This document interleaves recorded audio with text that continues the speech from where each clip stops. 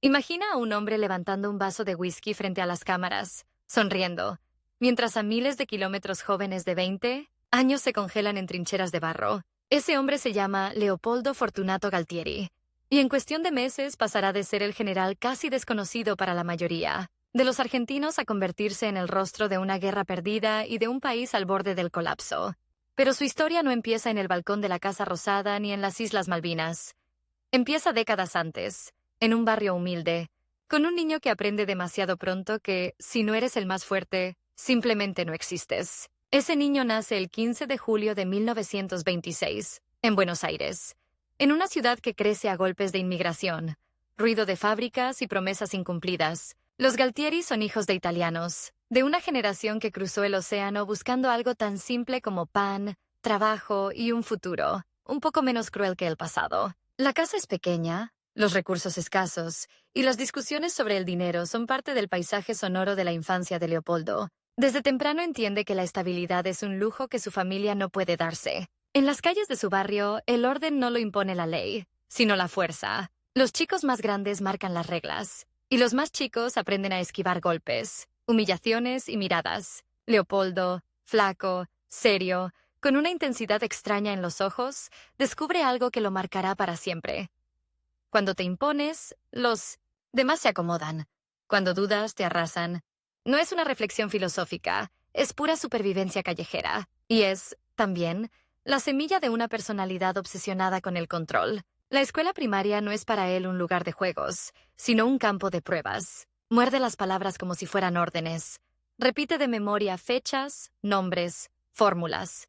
No por amor al conocimiento, sino por una necesidad casi física de ser mejor que el resto. Empieza a destacar, y cada vez que un maestro lo felicita, siente un pequeño chispazo. Tal vez el mundo no sea solo para los más fuertes. Tal vez también haya lugar para los más disciplinados. En casa el ambiente es otro. Su padre, obrero, llega agotado, con las manos ennegrecidas por el trabajo, y mira con una mezcla de orgullo y desconfianza a ese hijo que parece tener la cabeza siempre en otra parte. La Argentina de finales de los años 30 es un país que oscila entre el campo y la fábrica, entre los viejos apellidos y las nuevas masas urbanas. Los golpes de Estado empiezan a marcar el ritmo político. Los uniformes verdes se vuelven familiares en las calles. Para un adolescente en busca de identidad, las botas lustradas y los desfiles militares ejercen una fascinación hipnótica. No es extraño, entonces, que, al terminar la escuela, Leopoldo mire hacia un horizonte muy claro. El ejército. No cualquier ejército, sino el ejército como máquina perfecta de orden, disciplina y ascenso social. La posibilidad de transformarse, con esfuerzo, en alguien que no tenga que agachar la cabeza ante nadie. El Colegio Militar de la Nación se convierte en una meta casi obsesiva. Pero hay un problema. El tiempo.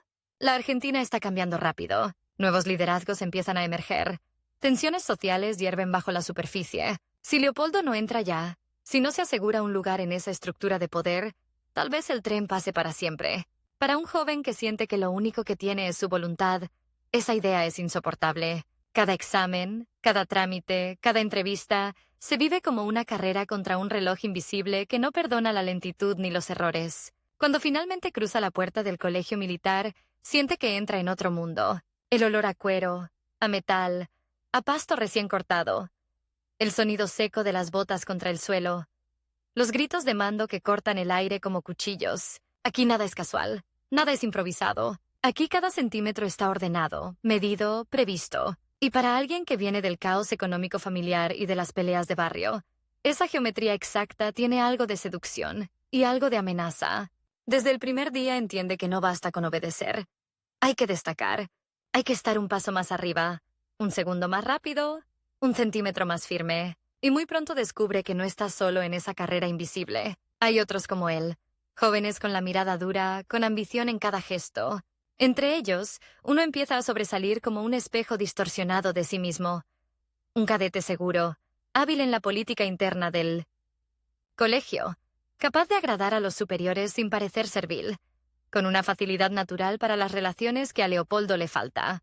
No importa aquí su nombre concreto, importa lo que representa.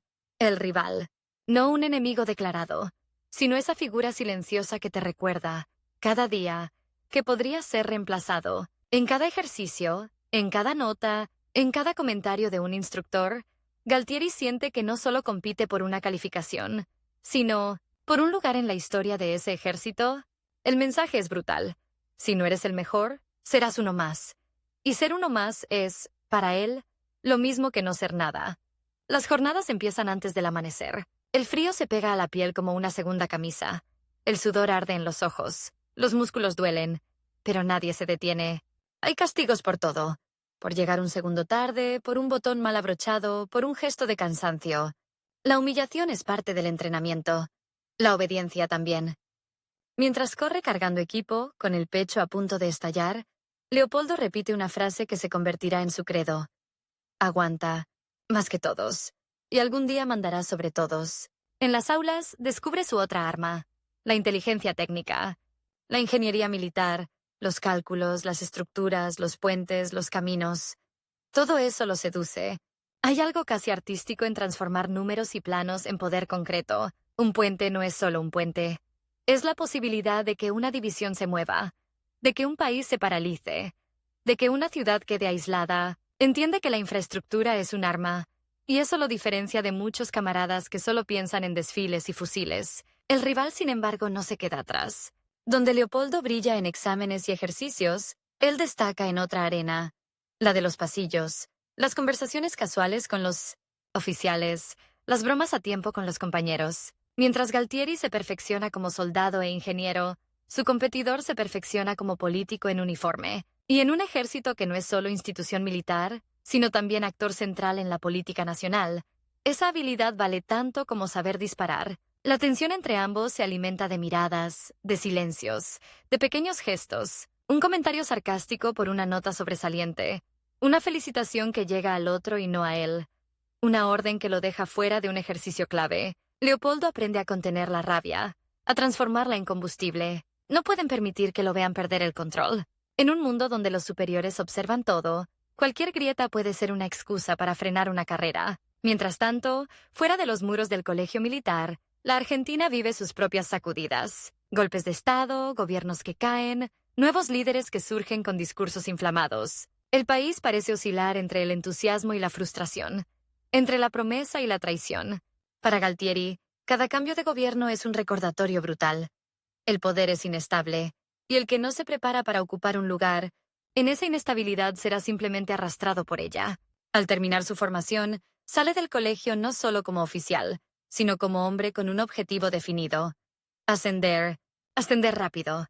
El reloj sigue corriendo, y ahora la carrera ya no es académica.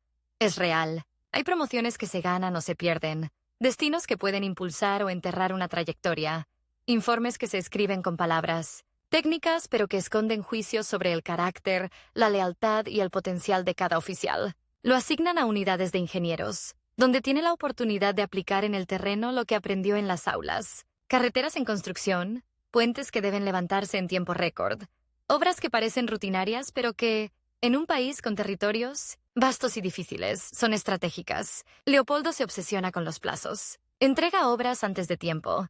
Exige jornadas extenuantes. Se gana la fama de oficial duro, inflexible, que no tolera excusas. Para muchos subalternos es un jefe insoportable. Para sus superiores es un valor confiable. Y sin embargo, la sombra del rival sigue ahí. Cada vez que llega un boletín de ascensos, cada vez que escucha el rumor de un nuevo destino importante, el nombre de ese otro oficial aparece como un eco. Uno logra un curso en el exterior, el otro consigue un puesto clave en el Estado Mayor. La competencia se vuelve silenciosa pero feroz, como una guerra fría personal en la que cada movimiento cuenta. La década de 1950 trae consigo a Juan Domingo Perón. La movilización de masas, la irrupción de una Argentina donde las mayorías populares reclaman un lugar central. Para el ejército, y especialmente para muchos oficiales de formación tradicional, este mundo peronista es una mezcla de amenaza y oportunidad. Algunos se acercan, otros se resisten. Galtieri observa con cuidado. No se declara peronista, pero tampoco se ubica como opositor frontal. Entiende que tomar partido demasiado rápido puede cerrarle puertas. En 1955, cuando el gobierno de Perón cae bajo el fuego de la Revolución Libertadora, el país entra en una nueva espiral de incertidumbre. Las Fuerzas Armadas se convierten en árbitro, juez y muchas veces verdugo de la política nacional. Para un oficial ambicioso, es un escenario peligroso, pero pleno de posibilidades. Leopoldo se mueve con cautela. Ofrece eficiencia, orden, resultados. No necesita grandes discursos. Deja que las obras hablen por él. En esos años se perfecciona otro rasgo de su carácter. La idea de que la política civil es un terreno desordenado, casi infantil, donde solo la mano firme de los militares puede poner límites. Ve en el caos de los partidos, en las manifestaciones callejeras, en las huelgas, un espejo deformado de la anarquía de barrio que conoció de niño, y reafirma su fe en la institución que le dio un lugar, el ejército como columna vertebral de la nación. Pero el tiempo sigue en su contra. La carrera militar tiene etapas precisas.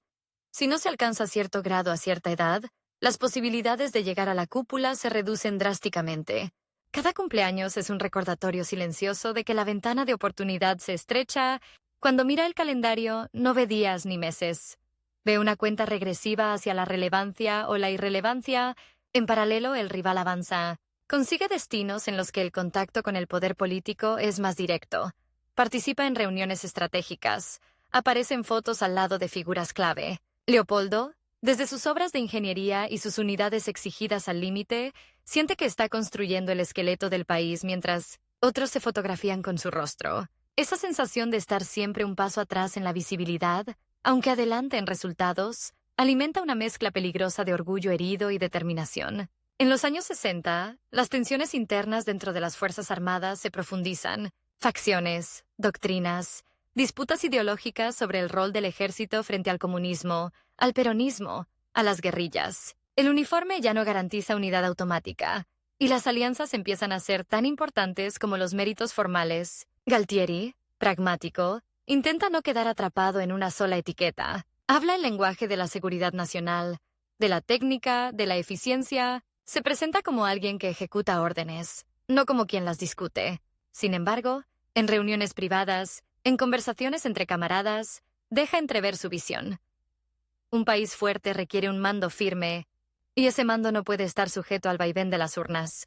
La democracia, para él, es un mecanismo inestable que debe ser corregido, vigilado, encuadrado. No se ve aún a sí mismo en la cima, pero empieza a imaginar qué haría si algún día estuviera ahí. La historia de la Argentina de esas décadas es una sucesión de gobiernos civiles débiles, intervenciones militares, crisis económicas y esperanzas frustradas.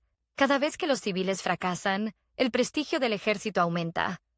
Cada vez que los militares se exceden, una parte de la sociedad se decepciona, pero otra lo sigue viendo como última barrera frente al caos. En ese tira y afloje, la figura de Leopoldo Galtieri crece, lenta pero firmemente, como la de un técnico confiable en una institución, que se siente destinada a gobernar. Lo que él no sabe todavía es que esa mezcla de ambición personal, rivalidad interna y convicción sobre el rol salvador de las fuerzas armadas lo llevará, años más tarde, a tomar decisiones que marcarán a fuego la historia del país. Que esa carrera contra el tiempo que empezó en el barrio y se aceleró en el colegio militar, lo empujará hasta el borde de un abismo del que no hay regreso. Y que, cuando finalmente llegue su momento, el reloj que tanto temía ya no medirá ascensos ni destinos, sino algo mucho más brutal. La cuenta regresiva hacia una guerra que no puede ganar y hacia una caída pública que lo convertirá, para siempre, en uno de los nombres más discutidos y controvertidos de la historia argentina. Imagina a un hombre probándose trajes frente al espejo del despacho presidencial, mientras, a pocas cuadras, madres vestidas de negro levantan fotos de sus hijos desaparecidos. Ese hombre es el mismo Leopoldo Galtieri que años atrás corría en el barro con una mochila a la espalda, temiendo no ascenderlo bastante rápido. Ahora la cuenta regresiva ya no mide su carrera, sino algo mucho más brutal. ¿Cuánto tiempo podrá sostener el poder antes de que todo explote? Lo que nadie sospecha es que, para conservarlo, está dispuesto a empujar al país entero hacia el borde del abismo. Los años finales de los 60 y el comienzo de los 70 lo encuentran convertido en un oficial respetado, casi temido, dentro de la arma de ingenieros. Sus subordinados lo describen como un jefe que no sonríe sin motivo, que mide las palabras, que exige que los trabajos se terminen antes de la fecha límite, aunque eso suponga noches sin dormir. En un cuartel perdido del interior, una obra de puente que debía completarse en 2 meses, está lista en 6 semanas. Galtieri recorre la estructura de acero al amanecer, apoya la mano en el metal frío y siente algo parecido a la satisfacción estética. No ve solo un puente, Ve un mensaje silencioso enviado a sus superiores. Yo cumplo, yo llego antes, yo puedo más. Pero el reloj sigue corriendo. Sabe que, si no alcanza el generalato en el momento preciso, quedará condenado a un retiro gris, a una casa modesta, a una vejez de y anécdotas que nadie quiere escuchar. La imagen lo persigue como una pesadilla, mientras firma papeles en su escritorio, mientras revisa informes de avance, mientras regaña a un teniente por una demora mínima. Una idea le retumba en la cabeza. Te estás quedando sin tiempo. Al mismo tiempo, la Argentina se enciende. Surgen organizaciones armadas, secuestros, bombas, comunicados que hablan de revolución, de justicia social, de lucha contra el sistema. Para muchos oficiales, todo eso es ruido amenazante. Para Galtieri, es la confirmación de que el país está al borde del caos y que el ejército tendrá que intervenir más tarde o más temprano. Esa convicción le da una sensación de propósito casi religioso. No es solo un ingeniero que calcula estructuras. Es un futuro salvador del orden. Y en ese escenario convulsionado, reaparece, una vez más, la sombra de su viejo competidor del colegio militar. No importa cómo lo llamemos. Lo importante es que está ahí, en cada lista de ascensos, en cada rumor de pasillo. Mientras a Galtieri lo destinan a puestos técnicos de creciente responsabilidad, el rival consigue cargos más políticos, oficinas, mejor ubicadas, reuniones con figuras claves del poder, donde uno se ocupa de puentes y carreteras, el otro se sienta en mesas donde se decide el rumbo del país. La tensión entre ambos entra en una nueva fase. Ya no son cadetes comparando notas. Son coroneles y luego generales disputando espacios en la estructura de mando.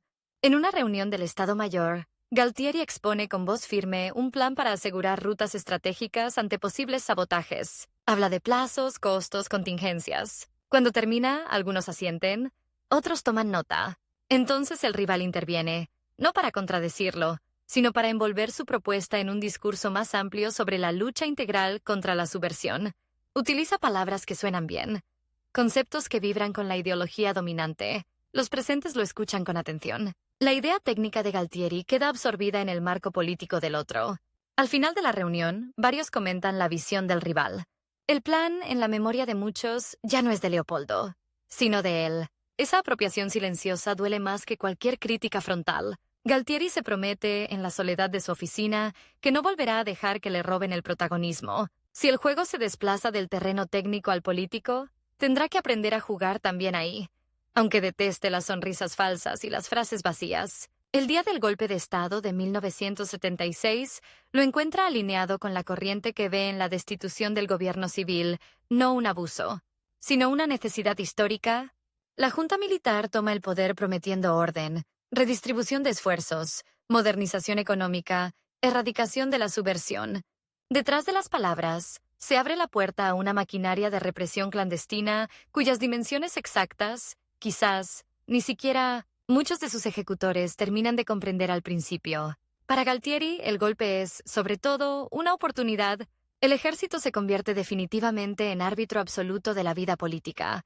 Y los ascensos ya no dependen solo de exámenes o antigüedad, sino de lealtades, resultados y, muy especialmente, disposición a aplicar sin vacilaciones la doctrina de seguridad nacional. La guerra contra el enemigo interno necesita oficiales decididos, que no tiemblen ante órdenes ambiguas, que interpreten el silencio como autorización. En ese contexto, su fama de hombre duro, eficiente, concentrado en la misión, juega a su favor. Lo nombran en cargos clave dentro de la estructura de ingenieros, y luego en posiciones de planificación más amplia. Cada nuevo destino lo acerca un poco más al círculo donde se toman las decisiones fundamentales.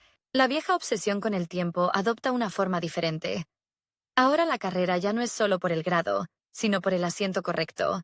En la sala correcta cuando se definan el futuro del gobierno y la sucesión en la cúpula. La represión se intensifica. Centros clandestinos, listas de sospechosos, operativos nocturnos. Mientras autos sin identificación recorren las calles para secuestrar personas, en otros despachos se discuten cuadros macroeconómicos y planes de reconversión industrial. El país vive una esquizofrenia feroz. Modernización económica por un lado, terror invisible por otro. Galtieri, como muchos oficiales, separa compartimentos en su mente. En público habla de orden, de lucha contra el terrorismo, de defensa de Occidente. En privado, Sabe que se están cruzando límites que en cualquier estado de derecho serían impensables. Hay escenas que, aunque nunca hayan quedado registradas en documentos, resultan fáciles de imaginar. Una noche, en un edificio militar, un joven oficial intenta plantear dudas sobre un operativo. Habla de legalidad, de posibles errores, de inocentes atrapados en la red. Galtieri lo mira fijo, con ese gesto de mandíbula apretada que se volverá conocido. Le recuerda que están en guerra, que el tiempo corre en contra, que cada día de vacilación es un día ganado por el enemigo. Le dice, quizás, una frase que condensa toda su visión. La historia no espera a los escrupulosos. El subalterno se calla. La máquina sigue adelante. Mientras tanto, la competencia con el rival adquiere dimensiones casi de novela. En una ocasión, circula el rumor de que el otro general será promovido a un cargo que colocaría a Galtieri bajo su órbita. Sería una derrota simbólica devastadora. Servir a las órdenes de quien ha sido, durante décadas, el espejo en el que mide su propia ambición. Durante semanas, vive en un estado de tensión insoportable. Cada llamada telefónica tarde en la noche, cada sobre cerrado sobre su escritorio, le parece el anuncio de esa decisión ya tomada. Empieza a calcular escenarios, aliados posibles, movimientos discretos. No puede rebelarse abiertamente contra una designación, pero tampoco está dispuesto a aceptar mansamente quedar subordinado. Y entonces ocurre el primer gran giro inesperado. Una crisis interna, un escándalo menor pero oportuno, una sospecha de favoritismos, hacen que la promoción del rival se congele, al menos por un tiempo. La silla que parecía tener su nombre bordado queda vacía. En un giro irónico, el lugar termina siendo ocupado por una tercera figura, menos brillante, pero más cómoda para la junta. El rival no cae, pero deja de subir tan rápido. Galtieri respira aliviado. Es un respiro breve, pero suficiente para reordenar fuerzas. Aprende una lección crucial. En ese mundo, el tiempo no solo se administra, también se sabotea. A partir de ahí, será todavía más cuidadoso con las lealtades que ofrece y las que aparenta ofrecer. El país entra en una espiral económica complicada. Inflación, endeudamiento externo, desigualdad creciente. La dictadura que había prometido eficiencia muestra sus propias grietas. Algunos sectores del ejército se preocupan. Si el proyecto fracasa, la institución será arrastrada en la caída. Entre los generales, se habla cada vez más de salidas políticas, de transiciones, de tiempos razonables para devolver el poder a los civiles. Para un hombre obsesionado con controlar los tiempos, esa conversación tiene un tono amenazante. Devolver el poder significa renunciar a la capacidad de moldear la historia. Y sobre todo, significa aceptar que el reloj de su propia carrera puede detenerse antes de alcanzar la cúspide máxima. Es entonces cuando su figura empieza a ganar peso dentro de un sector específico de las Fuerzas Armadas. Aquellos que creen que, lejos de retirarse, la dictadura necesita un golpe de efecto, un acto dramático que recupere apoyo popular, que reinstale al ejército como protagonista positivo, que borre, o al menos tape, los horrores de la represión con el brillo de una gesta nacional. Nadie pronuncia aún la palabra Malvinas en voz alta en esas conversaciones, pero la idea flota en el aire como una tormenta lejana. En 1980 y 1981, el tablero interno de poder se reacomoda. Aparecen figuras militares que consideran que hay que negociar la retirada. Otras, que sueñan con perpetuarse indefinidamente. Galtieri se posiciona hábilmente como un punto medio. Ni retiro inmediato ni perpetuación descarada. Habla de etapas, de objetivos por cumplir, de honor de la institución. Su discurso combina dureza y pragmatismo. Para algunos, se vuelve la opción lógica para un relevo que prometa continuidad sin declive. El rival, en cambio, parece desfasado. Tal vez se haya acercado demasiado a sectores del régimen que empiezan a desgastarse. Tal vez haya cometido el error de mostrarse demasiado ambicioso en público. En una recepción oficial, cámaras de televisión captan su gesto de impaciencia cuando se menciona a otro general como posible sucesor en la cúpula. Ese pequeño tic, repetido en noticieros, alimenta chismes, erosiona apoyos. Galtieri observa en silencio. No necesita atacar, solo esperar y moverse cuando el otro tropiece. La presión del tiempo adquiere entonces una intensidad inédita. El calendario político internacional también juega su propio reloj. Las negociaciones con organismos financieros, las críticas por las violaciones a los derechos humanos, las protestas crecientes en Midnight Saint-Senero, las calles de Buenos Aires, cada marcha, cada cacerolazo, cada comunicado internacional desfavorable, recuerda a los militares que su margen de maniobra se estrecha Si Leopoldo no llega a la cima antes de que el régimen empiece a negociar seriamente su salida, nunca será más que una figura de segundo orden en los libros de historia. El giro decisivo llega cuando, después de una serie de tensiones internas, se produce el recambio en la presidencia de facto. La figura que ocupaba el centro del escenario se retira, presionada por fracasos económicos y pérdida de apoyo. El círculo de poder busca a alguien que pueda encarnar una especie de último intento, alguien que inspire disciplina en la tropa, que represente firmeza frente a los civiles, que tenga, además, una imagen relativamente fresca ante la opinión pública. En ese casting silencioso, el nombre de Leopoldo Fortunato Galtieri empieza a sonar con fuerza. Su designación como comandante en jefe del ejército y luego como presidente, de facto no es un hecho aislado, sino la culminación de esa carrera contra el reloj que empezó de adolescente. Cuando finalmente cruza la puerta del despacho presidencial, no es el niño flaco del barrio ni el cadete obsesionado con las notas, ni el ingeniero que recorre puentes al amanecer. Es el hombre que cree haber llegado justo a tiempo para moldear el desenlace de la historia nacional, pero el triunfo contiene, escondida, una trampa. Al alcanzar la cima, descubre que el reloj no se detiene. Al contrario, acelera. Ahora ya no se trata de llegar, sino de mantenerse. Los indicadores económicos se desploman. La presión internacional aumenta. Las denuncias por desapariciones y torturas se vuelven imposibles de ignorar. En las calles, la gente ya no teme tanto como antes. Las madres de Plaza de Mayo caminan en ronda frente a la Casa Rosada, con una obstinación que descoloca a los uniformados. En ese escenario, el rival de toda la vida ocupa un lugar ambiguo. No ha desaparecido. Sigue siendo un general influyente, con contactos, con gente leal. Podría apoyar a Galtieri o convertirse en un centro de gravedad alternativo para los descontentos. La competencia se transforma en un juego frío de sonrisas oficiales y puñaladas discretas. Cada vez que coinciden en una ceremonia, estrechan la mano ante las cámaras, pero detrás de los flashes se miden con la mirada. Los dos saben que no hay espacio para ambos en la cima durante mucho tiempo. Entonces aparece, como un rayo que promete iluminarlo todo y que en realidad solo va a incendiarlo. La idea vieja, casi mítica, de una recuperación rápida y gloriosa de las Islas Malvinas. La propuesta no llega de un día para el otro ni nace de una sola cabeza, pero cuando se posa sobre la mesa del poder, encuentra en Galtieri un receptor dispuesto. Él ve en ese plan una salida por arriba, una jugada maestra que podría resolver varios problemas a la vez. Recuperar prestigio interno, tapar la crisis económica, cohesionar a la población detrás de una causa nacional y, de paso, dejar a cualquier rival interno sin margen para cuestionar su liderazgo en medio de la guerra.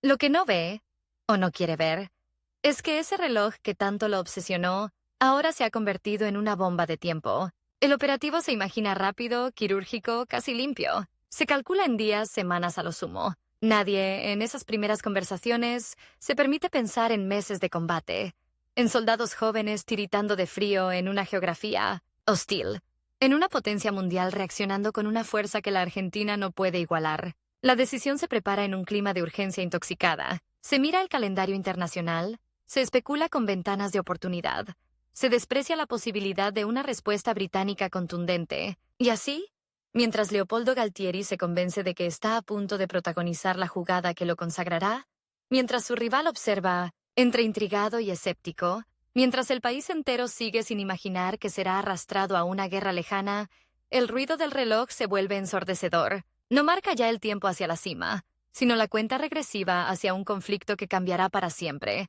no solo la vida de miles de argentinos, sino también la de ese hombre que, frente al espejo del despacho presidencial, ensaya una sonrisa de victoria sin saber que en realidad se está preparando para entrar en la escena más oscura de su propia caída. Mientras en la Plaza de Mayo una multitud salta y canta el nombre de Galtieri como si fuera un rockstar, a casi 6.000 kilómetros de distancia, un conscripto de 18 años hunde los pies en el barro helado de las Malvinas y descubre que sus botas no son impermeables. Unos lo vitorean bajo una lluvia de papelitos.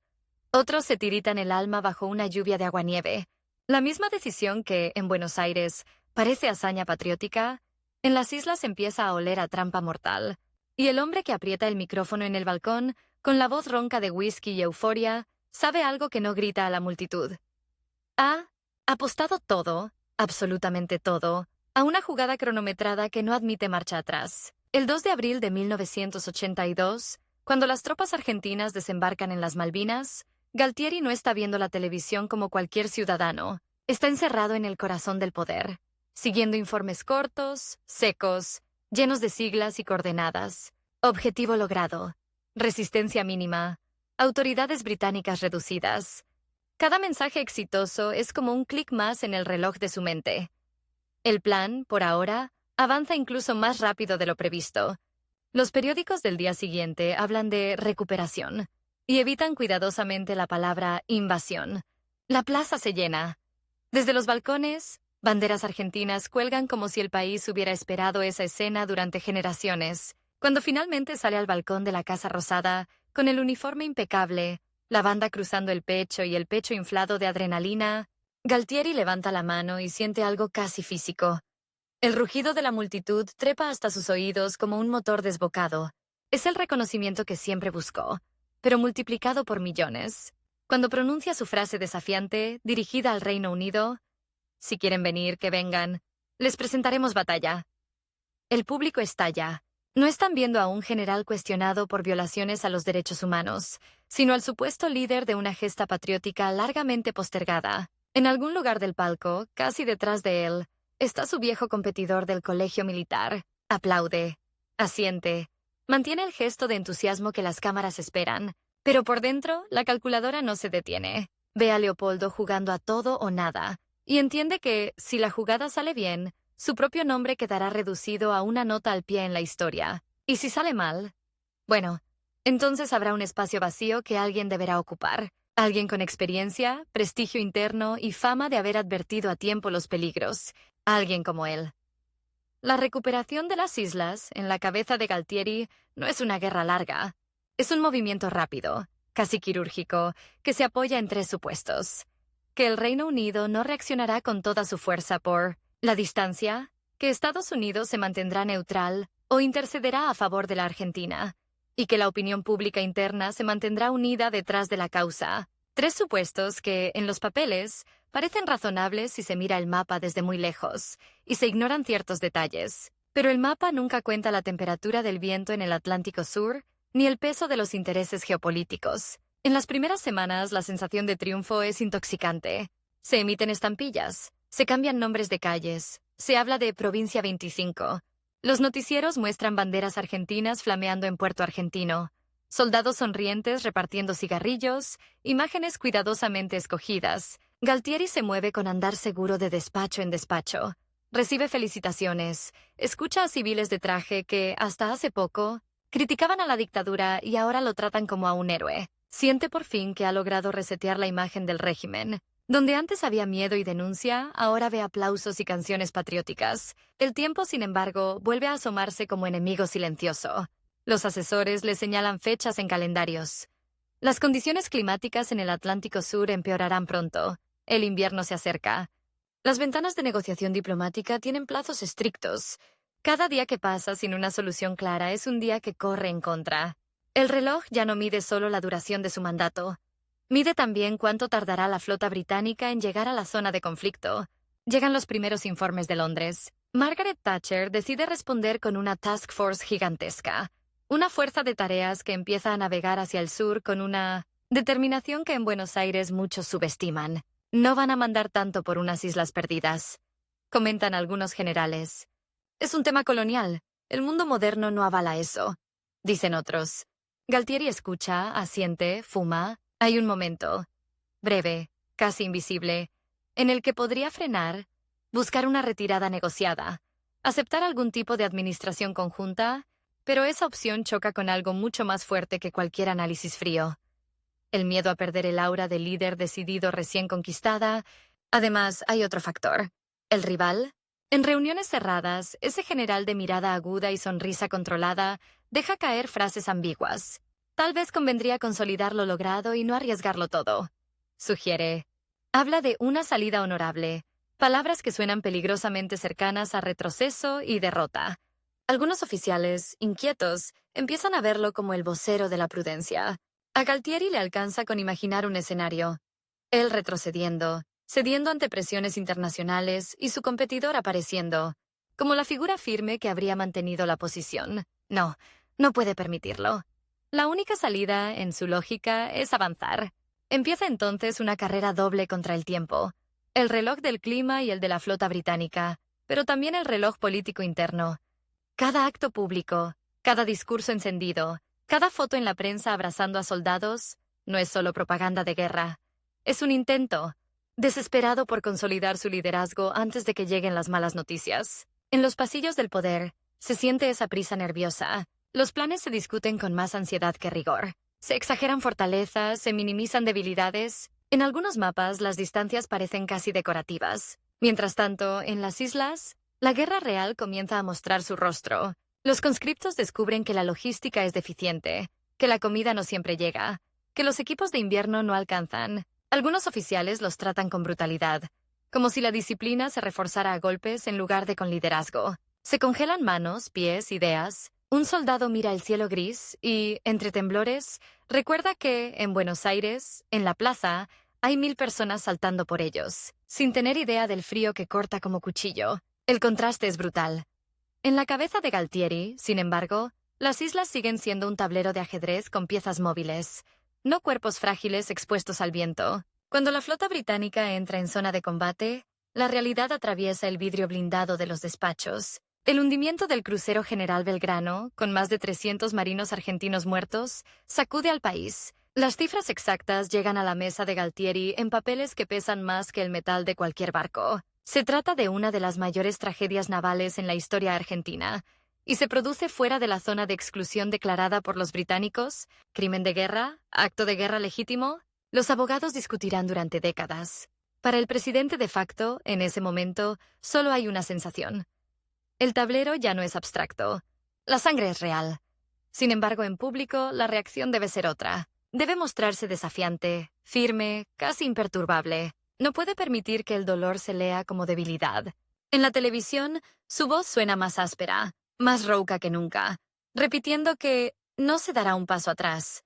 Cada palabra pronunciada en esos discursos es un ladrillo más en el muro que le impide retroceder, sin quedar aplastado por su propia retórica. El tiempo para una negociación razonable se acorta con cada frase épica. Detrás de las cámaras, la batalla política interna se intensifica. El rival, olfateando el desgaste, empieza a tejer su propia red. Habla en privado con otros generales. Advierte sobre los costos crecientes, sobre el aislamiento internacional, sobre el riesgo de comprometer no solo el prestigio del ejército, sino su propia supervivencia institucional. Algunos lo escuchan con atención. Otros siguen apostando por Galtieri, convencidos de que una victoria sorpresiva podría cambiarlo todo.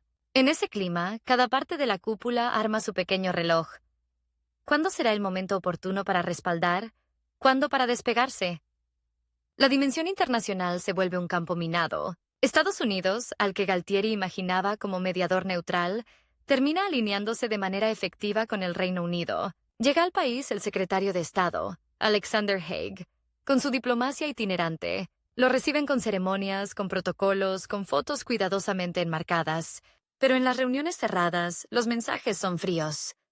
Washington tiene una alianza estratégica con Londres, y la Guerra Fría no deja mucho espacio para sentimentalismos latinoamericanos. Galtieri escucha, frunce el ceño, intenta presionar con la retórica anticomunista, recordando el papel de la Argentina en la lucha contra el marxismo. Pero la lógica de bloques no se conmueve. El reloj diplomático también se inclina en su contra. En las islas comienzan los combates terrestres. El hundimiento del destructor británico Sheffield por un Exocet argentino genera un breve momento de euforia. La idea de que David todavía puede herir a Goliat. Galtieri se aferra a esa noticia como a una prueba de que su apuesta no fue completamente insensata. Pero pronto llegan otros informes. La batalla de Pradera del Ganso, la presión creciente sobre las posiciones argentinas, las quejas, cada vez más insistentes sobre la falta de equipamiento adecuado. El frío no negocia. La nieve tampoco. En Buenos Aires, la plaza empieza a cambiar de tono. Todavía hay actos. Todavía se agitan banderas. Pero la alegría inicial se mezcla con la inquietud. Aparecen rumores de bajas, de heridas, de cuerpos que no regresarán. Las madres de Plaza de Mayo, que nunca dejaron de marchar, ven cómo el relato heroico intenta cubrir, de golpe, otra capa de dolor. Los mismos militares que antes negaban cualquier desaparición, ahora piden paciencia y sacrificio por nuestros chicos que están en el frente.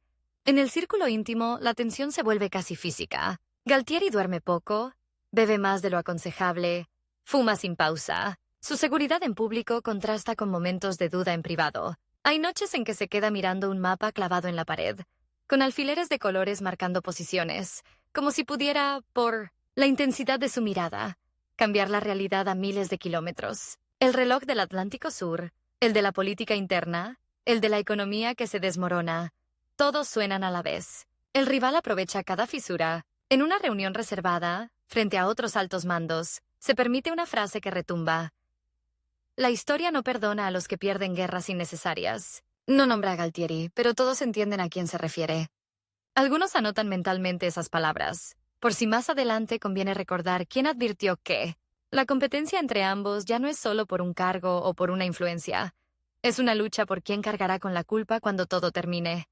Y entonces llega el punto de inflexión. Las tropas británicas logran avances decisivos sobre las posiciones argentinas. La resistencia es dura pero desigual. Los informes describen retiradas desordenadas, rendiciones locales, comunicaciones que se cortan. Desde Buenos Aires, Galtieri recibe mensajes cada vez más sombríos. Se discute de nuevo la posibilidad de una salida negociada. Se habla de cese del fuego, de condiciones mínimas, de intentos desesperados por salvar algo del honor nacional.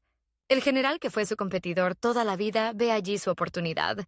Sugiere que aceptar una negociación rápida podría preservar la institución, y por lo tanto, el propio lugar de Galtieri dentro de ella. Pero el presidente de facto escucha esa recomendación como si fuera un canto de sirena envenenado. Siente que, si cede ahora, su rival será el primero en empujarlo por la borda y presentarse ante los demás como el hombre que hubiera gestionado mejor la crisis. El tiempo se transforma entonces en una cuerda que lo estrangula. Cuanto más tarda en decidir, peor se vuelven las opciones sobre la mesa. Cuando finalmente llega la noticia de la rendición argentina en las islas, en junio de 1982, el impacto es devastador. No solo se trata de la pérdida de una guerra corta, sino de la demolición del relato épico que, durante meses, sostuvo al régimen. El rostro de Galtieri, tan acostumbrado a la dureza, experimenta en esas horas una mezcla de incredulidad y rabia contenida. En su cabeza, la idea de la derrota no era simplemente inaceptable, era casi inimaginable. Había apostado a un golpe de efecto, a una jugada maestra, y ahora tiene que enfrentarse a un hecho brutal. El ejército argentino se ha rendido, y el mundo entero lo sabe. La reacción de la sociedad es inmediata. Las mismas calles que antes se llenaban de festejos empiezan a llenarse de bronca. En la plaza, ya no son multitudes saltando y cantando. Son manifestantes que gritan, que insultan, que exigen explicaciones.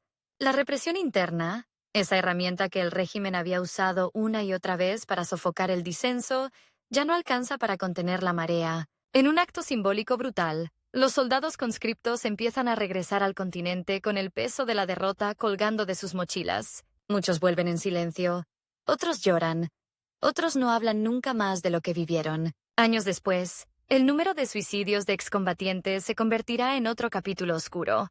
Otro costo humano de una aventura concebida como jugada política. En los pasillos del poder, el aire se vuelve irrespirable. Los aliados de ayer convienen en reuniones sin invitación para Leopoldo. Las voces que antes celebraban su coraje ahora susurran sobre su irresponsabilidad. El rival, con un cuidado casi artístico, se mantiene en un rol de prudente distancia. No lidera un golpe contra él. Simplemente deja que el edificio se derrumbe por su propio peso, listo para salir ileso de entre los escombros. Lo observan, como tantas veces, en una ceremonia militar, con el gesto serio, la mirada fija en un punto indeterminado. Es el mismo hombre que hace décadas compartió aulas y patios de formación con Galtieri. Ahora, uno está en caída libre. El otro espera, calculando su propio tiempo. La cuenta regresiva para Leopoldo se acelera de forma imparable. Se cuentan días, horas. ¿Cuánto podrá sostenerse en el cargo después de una derrota tan clara, tan pública, tan humillante? Su figura, que hasta hace semanas parecía monolítica, empieza a mostrar grietas visibles. Los diarios internacionales hablan de colapso del régimen, de crisis terminal. Los diarios locales empiezan a publicar críticas que habrían sido impensables meses atrás. Los aliados externos desaparecen. Los internos se esfuman. En la soledad de su despacho, el mismo donde ensayaba sonrisas de victoria frente al espejo, Galtieri enfrenta la imagen más cruel, la de un hombre que llegó a la cima justo a tiempo para ser el rostro de la caída. La guerra que imaginó como su consagración se ha convertido en su sentencia. El viejo miedo que lo persiguió desde joven, quedarse en un segundo plano, no ser protagonista de la historia, se ha invertido. Ahora es protagonista. Sí, pero de un desastre nacional. Y mientras las hojas de calendario caen a una velocidad feroz, mientras el país entero se prepara, consciente o no, para dejar atrás a la dictadura, mientras su rival afila discretamente su propio futuro, la figura de Leopoldo Galtieri se encamina, paso a paso, hacia la puerta de salida del poder. Una salida que no tendrá honores ni desfiles, sino interrogantes, culpas y una pregunta que lo perseguirá hasta el final. ¿En qué momento? Exacto. Ese reloj interno que lo empujó toda la vida. Dejó de marcar la ruta hacia la cima y comenzó a contar, sin que él lo advirtiera, los segundos finales de su propio reinado. El mismo país que hace apenas unas semanas lo levantaba en andas, ahora quiere verlo caer sin red. En los muros anónimos de Buenos Aires aparece pintado, con letras torcidas a toda velocidad: Galtieri a prisión.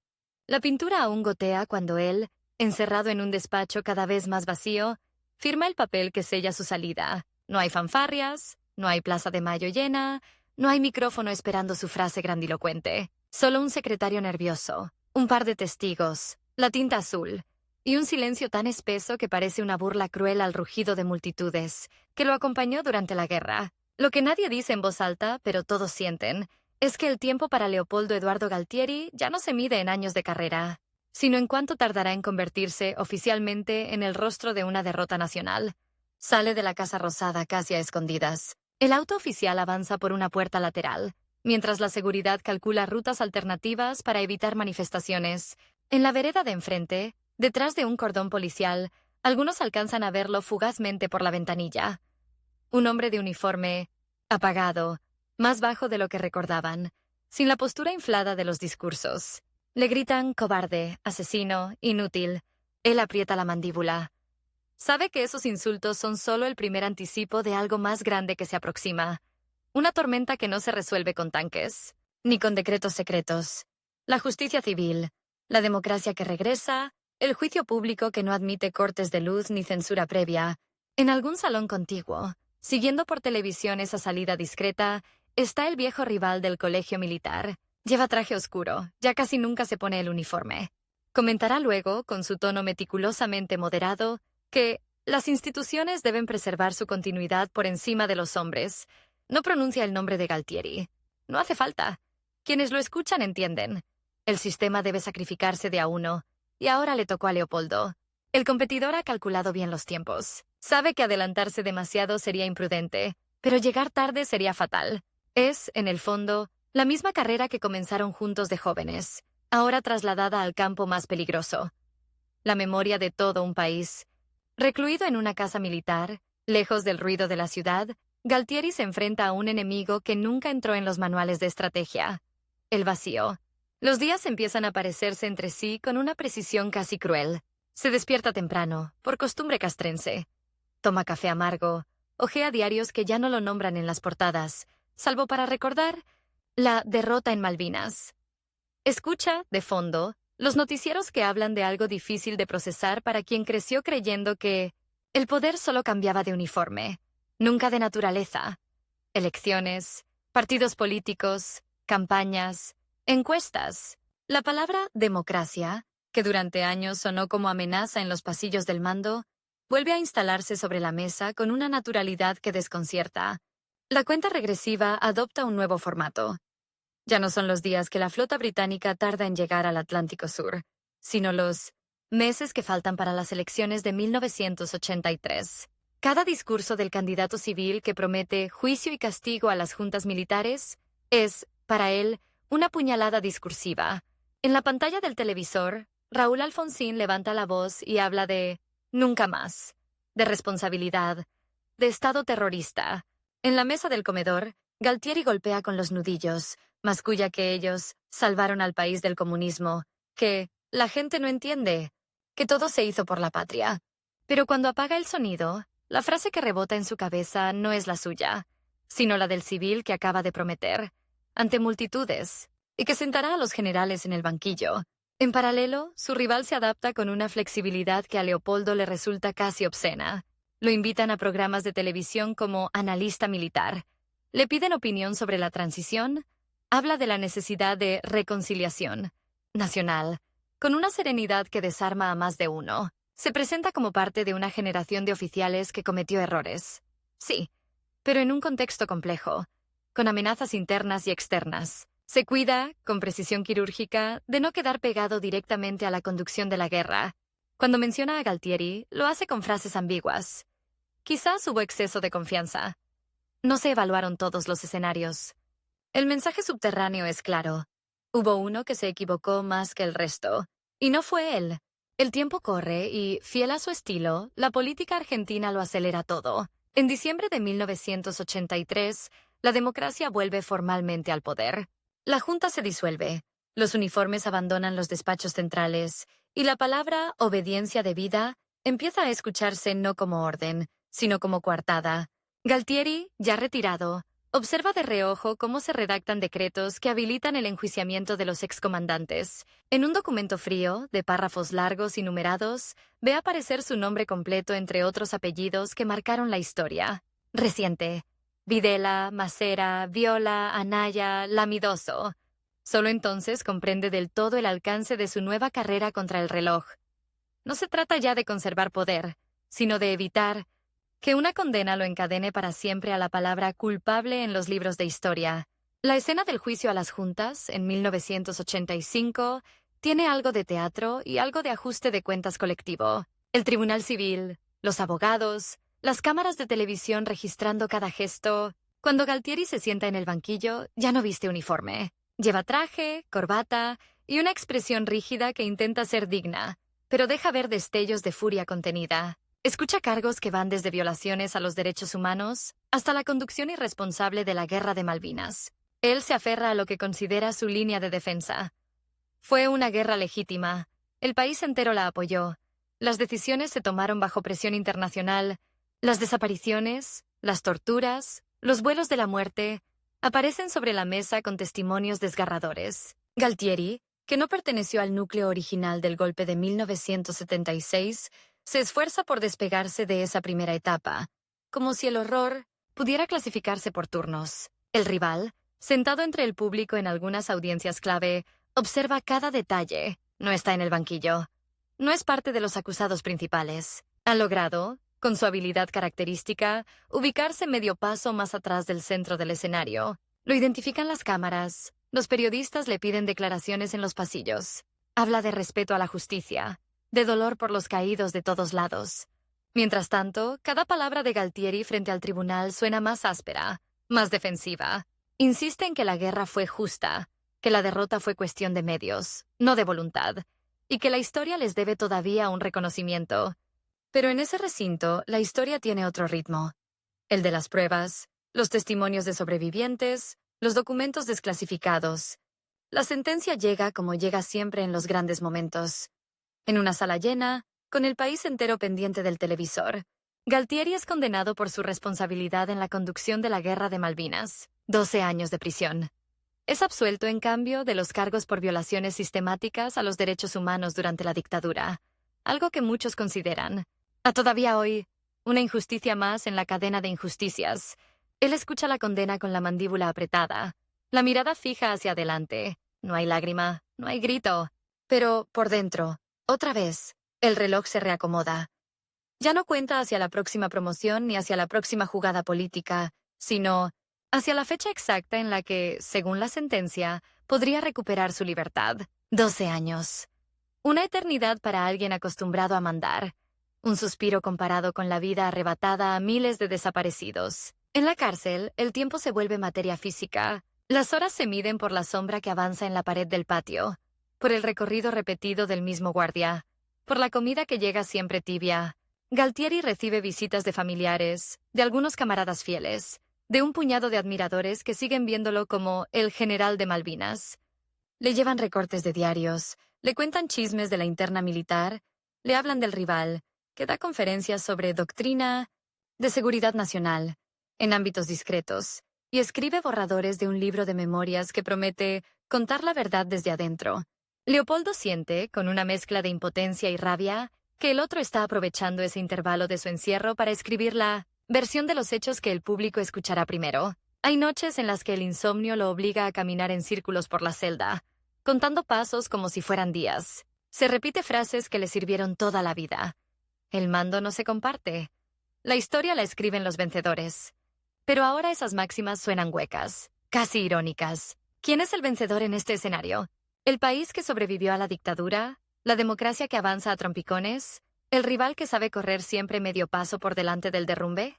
Cuando se mira en el pequeño espejo del baño, ve a un hombre envejecido, con la espalda menos recta, con el rostro marcado por la derrota pública, y sin embargo, en los recovecos de su mente, persiste la idea testaruda de que, si llega a salir, tendrá una última oportunidad para explicar, para justificarse, para convencer a alguien de que lo suyo no fue locura ni capricho, sino una decisión histórica incomprendida. Esa oportunidad llega de forma inesperada. Con otro giro brusco de la política argentina, a fines de los años 80, el gobierno de Carlos Menem decide firmar indultos para los militares condenados. El argumento oficial habla de reconciliación nacional, de cerrar heridas. Para los organismos de derechos humanos es un baldazo de hielo. Para muchos excombatientes de Malvinas, una provocación. Para Leopoldo, Galtieri, una puerta que se abre antes de tiempo. No cumplirá los 12 años de condena. La noticia le llega en una mañana cualquiera, con el tono burocrático de un funcionario que lee un documento. Indulto. Libertad. El reloj, otra vez, altera su marcha. Cuando sale de prisión, no lo espera un país agradecido ni una multitud con banderas. Lo espera un puñado de periodistas, algunos insultos lanzados desde lejos, y el frío seco de una sociedad que no sabe si mirarlo como una reliquia, un monstruo o un recuerdo desagradable que preferiría olvidar. Hay flashes, micrófonos que se estiran, preguntas punzantes. ¿Se arrepiente? ¿Piensa pedir perdón? ¿Cómo vive la derrota de Malvinas hoy? Galtieri sostiene la cabeza en alto, responde con frases hechas, que lo suyo fue un sacrificio por la patria, que la historia lo juzgará con más justicia que los tribunales. Detrás de las cámaras, un grupo de ex conscriptos que estuvieron en las islas lo mira con una mezcla de odio y desolación. Uno de ellos recuerda, en silencio, a un compañero que se suicidó años después, incapaz de procesar lo vivido. Piensa que, tal vez, la guerra sigue cobrándose vidas mucho tiempo después del último disparo. Ya en libertad, Galtieri intenta recuperar un espacio en la esfera pública, da entrevistas a medios que lo tratan con curiosidad morbosa, participa en charlas donde insisten que la recuperación de las Malvinas fue una causa justa, mal comprendida por los políticos. En algunas ocasiones se enfrenta, en estudios de televisión, con excombatientes que lo increpan por la falta de equipamiento, por el abandono, por la improvisación criminal. Él vuelve una y otra vez a la misma idea. Hubo errores, pero la culpa principal es de los que no nos apoyaron desde afuera, de los que nos traicionaron diplomáticamente. Nunca nombra a Estados Unidos, rara vez a Thatcher, casi nunca a su propia torpeza estratégica, y mucho menos menciona aquella escena de escritorio donde podría haber frenado la escalada, y por miedo a perder liderazgo interno, eligió seguir. Mientras tanto, su rival navega la década del 90 con un olfato casi perfecto. Evita el protagonismo excesivo, pero se deja ver lo suficiente como para que nadie lo olvide. Publica finalmente su libro de memorias, lleno de justificaciones elegantes y silencios cuidadosamente colocados. Allí, presenta la Guerra de Malvinas como una decisión apresurada de un liderazgo que no escuchó las advertencias internas. No nombra directamente a Galtieri, pero el lector atento entiende. En conferencias cerradas, entre militares retirados y políticos en ascenso, se lo escucha decir que hubo quienes confundieron audacia con temeridad. Nadie le pregunta a quién se refiere. No hace falta. Los años pasan y el reloj que ahora pesa sobre Galtieri ya no es político ni judicial. Es biológico. El cuerpo empieza a presentar la cuenta de décadas de whisky, tabaco y estrés. Problemas cardíacos, controles médicos, pastillas alineadas en una mesa de luz. Sigue defendiendo su versión de la historia cada vez que un periodista se anima a llamarlo. Pero las llamadas se espacian. Una nueva generación crece sabiendo de él solo a través de los manuales escolares o de documentales que lo muestran gritando desde un balcón o sentado en el banquillo de los acusados. Para muchos jóvenes, su nombre es directamente sinónimo de derrota y dictadura.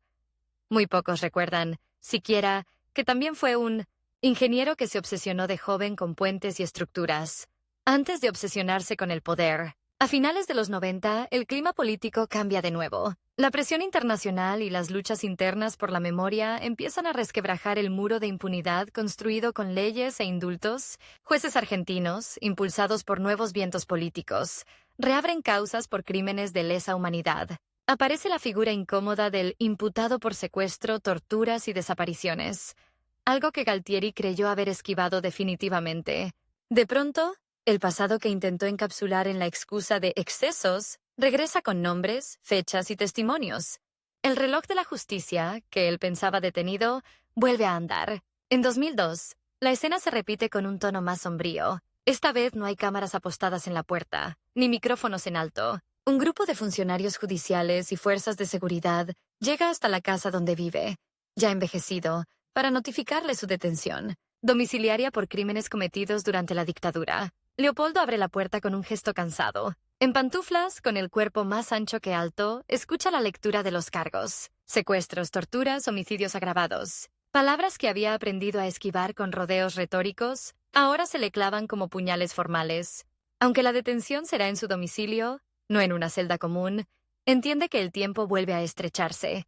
A sus 75 años, cada nuevo proceso judicial se parece menos a un trámite y más a una carrera directa contra la muerte. La detención domiciliaria lo atrapa en una casa que se convierte, de a poco, en una mezcla de refugio y prisión. Los días se miden por las visitas de abogados, por la llegada del diario, por las noticias de televisión que hablan de juicios en marcha, de nuevas exhumaciones, de madres que siguen buscando hijos desaparecidos. A veces, cambia de canal y se encuentra con documentales sobre la dictadura. Se ve a sí mismo en imágenes de archivo, saludando con gesto duro, levantando la voz, prometiendo batallas. Cambia de canal con rapidez, como si bastara ese gesto mínimo para borrar todo lo anterior. En una entrevista que concede por teléfono a un medio menor, repite que él no dio órdenes ilegales, que todo se hizo en el marco de la lucha contra la subversión. Pero la voz que se escucha al otro lado de la línea ya no es la del general de pecho inflado. Es la de un anciano cansado que, aún así, se resiste a pronunciar la palabra responsabilidad en primera persona. Desde la comodidad relativa de su retiro, el rival observa esa última etapa con la misma mezcla de distancia y cálculo que lo acompañó toda la vida. Él también envejece, claro, pero carga con menos peso judicial. Sus maniobras de décadas anteriores le permitieron evitar las imputaciones más graves.